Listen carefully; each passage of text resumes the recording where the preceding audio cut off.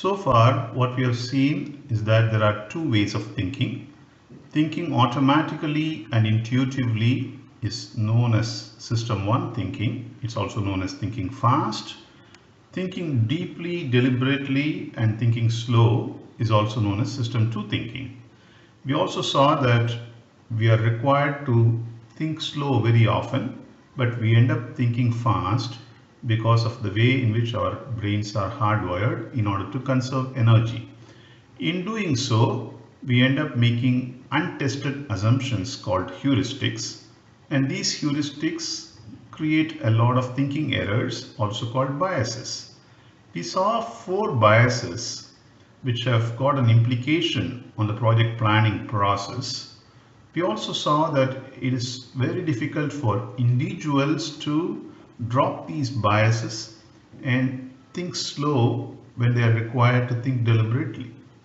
However, for a group of people to come together in an organization and then shed their biases is utopian.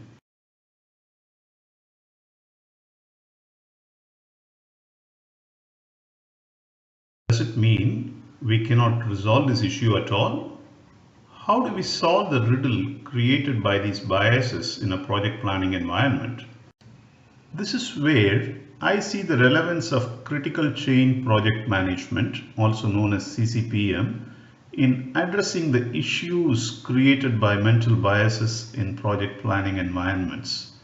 Dr. Ellie Goldratt, author of the famous book called The Goal, worked on thinking processes and created a separate body of knowledge called Theory of Constraints. CCPM challenges several assumptions in a project management environment. Let's take one assumption that is challenged by critical chain project management and understand how it helps in overcoming the problems created by mental biases in project planning. A common assumption followed by almost all project planning managers, regardless of the methodology they deploy, is every task has to be completed on time in order to complete the whole project on time. Let's examine if it is really so. In fact, we'll challenge this assumption soon. Now, take an example of a project plan which consists of several tasks of 5 days and 10 days, as shown here. Now, we know that even if a task is delayed, if the succeeding task can be accelerated, the project can be still completed on time. Now, that being the case, the fact that every task has to be completed on time in order to complete the whole project on time is getting negated. Now, there is another set of issues which are created by this particular assumption. Let's dive a little deeper and understand. First of all, when the task is getting estimated, its duration is only an estimate. It cannot be precise. There's nothing called a precise estimate. It's an oxymoron. Now, we also know that in execution, variability is inevitable. Murphy's law says that if something can go wrong, it will go wrong. And more importantly, as soon as a manager commits a particular estimate, it is seen as his personal commitment. Now we know that an estimate is subject to variations and the practical reality is full of uncertainties. In spite of all that, a manager who comes out with an estimate is expected to adhere to that estimate and it is seen as his personal commitment. Who would like to fail in this kind of an environment?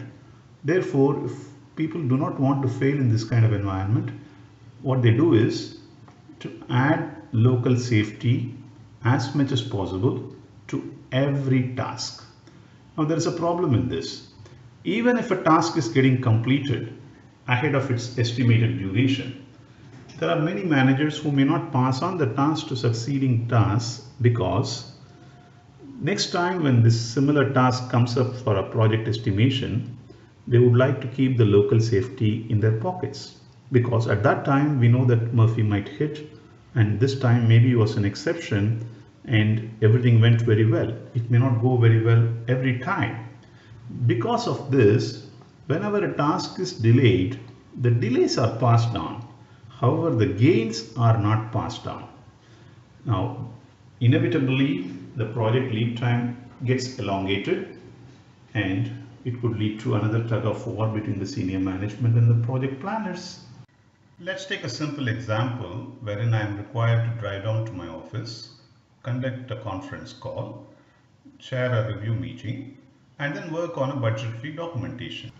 And if you ask me to commit each task duration and hold me accountable for the completion of each task within its duration, then I would say that each task will take 2 hours each, and therefore a total of 8 hours will be required.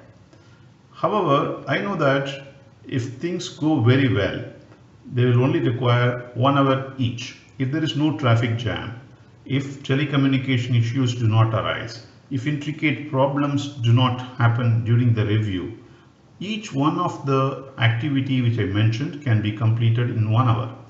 But if you are going to hold me accountable for each of the task duration, then I would rather play safe and say 2 hours each. Now, we all know that in a series of tasks like this, at least 1 or 2 tasks is bound to get into some problem or the other, because Murphy exists. That is the reality. Variability cannot be wished away. However, we also know that all the 4 tasks will not get delayed at the same time in the same day. Therefore, it is far prudent to say what is aggressive but possible, that is, assuming that complete focus is there in the task, assuming that there is no Murphy, everything goes smoothly. I will take about an hour for each task duration, and in order to accommodate for the uncertainties in the system, I would rather go by a common safety factor of about 2 hours, thus requiring a total of 6 hours rather than the earlier estimated total of 8 hours. This is a common statistical wisdom which is in play. The statistical principle says that the sum of local variances is far higher than the global variance as such. That is exactly what we have done here. Let's consider a simple plan. This project plan consists of 3 parallel streams of activities, A1, A2, etc. And the estimated task duration ranges between 2 and 4 months. Each task requires some resource to be used, and the resource is indicated in different colors. Now, since it's a traditional plan, it has got a lot of local safeties embedded in that. Now, as part of the critical chain project management methodology, what we will do is we will create a plan ab initio with complete resource dedication, complete focus during the task execution, with an assumption of no Murphys in the environment. That means no variabilities, no uncertainties in the environment. With this, we should be able to achieve aggressive but possible durations of task estimates which are far lower than what was seen in the traditional planning environment, which is the same technical dependencies are shown here, but the task durations are anywhere between 1 and 2 months instead of 2 and 4 months. Now, to this particular project plan, without any local safety, we ensure that there is no resource contention. So we resolve any resource contentions. For example, A3 and B3 require the same set of resources. Therefore, we ensure that there is certain amount of resource leveling done. Now, this becomes the modified project plan. In this particular plan, we determine the critical chain, which is B1, B2, B3, A3 and A4. Critical chain is nothing but the longest chain of technically dependent events after the resource leveling has been done. So this particular chain adds up to a total of 9 months. Now, to this particular critical chain, we would add a common safety called the project buffer. The rule of thumb is about 50% of the critical chain is taken as a project buffer, and it could vary from environment to environment. And project buffer acts like an insurance policy where we don't know whether B1 is going to get delayed, B2 is going to get delayed, or B3, but we know that not all the 5 tasks in this chain will get delayed.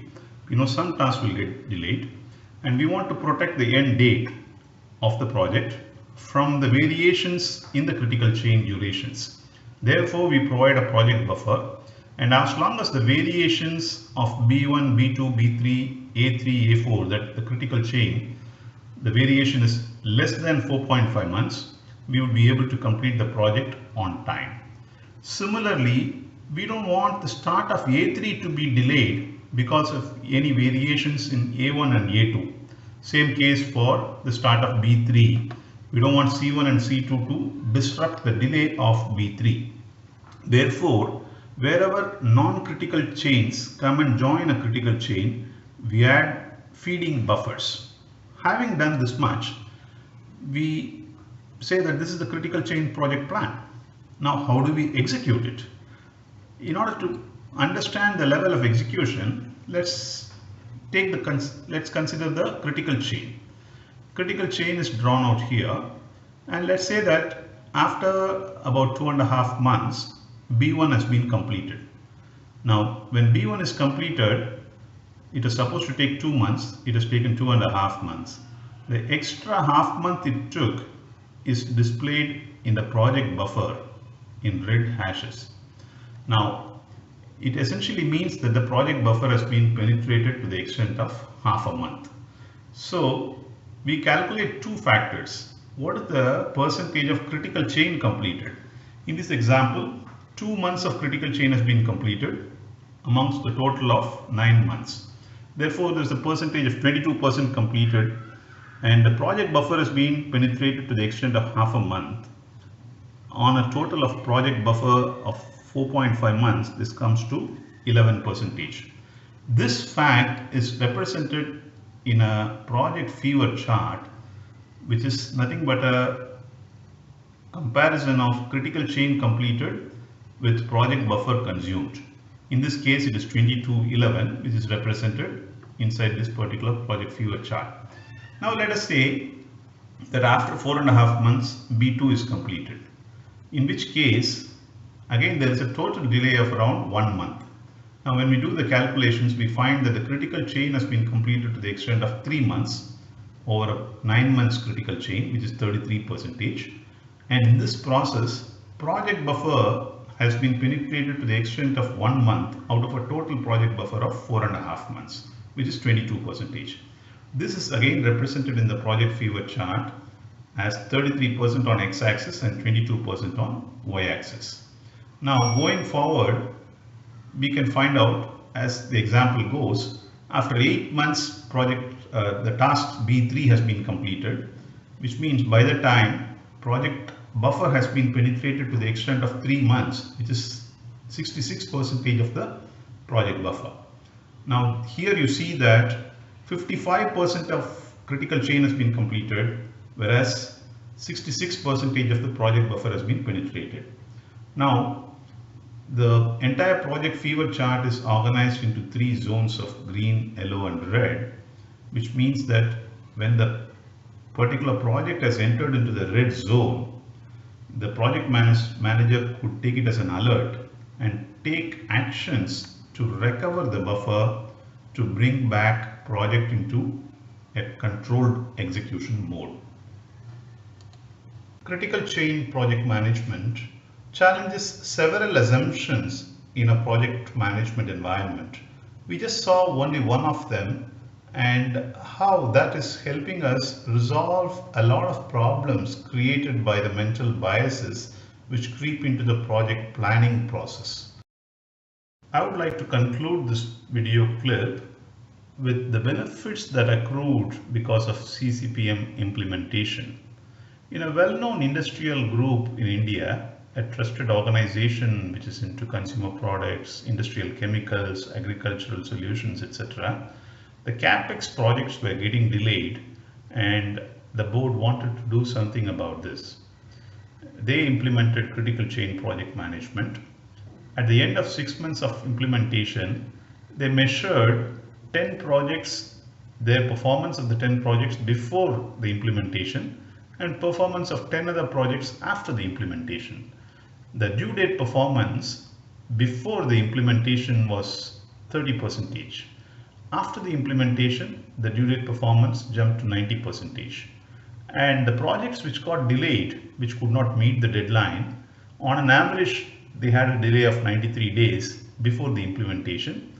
And after the implementation, during this study, only one project out of 10 was delayed, and it was delayed to the extent of 42 days. In the words of the general manager projects of this organization, individual tasks vary in duration from the estimates.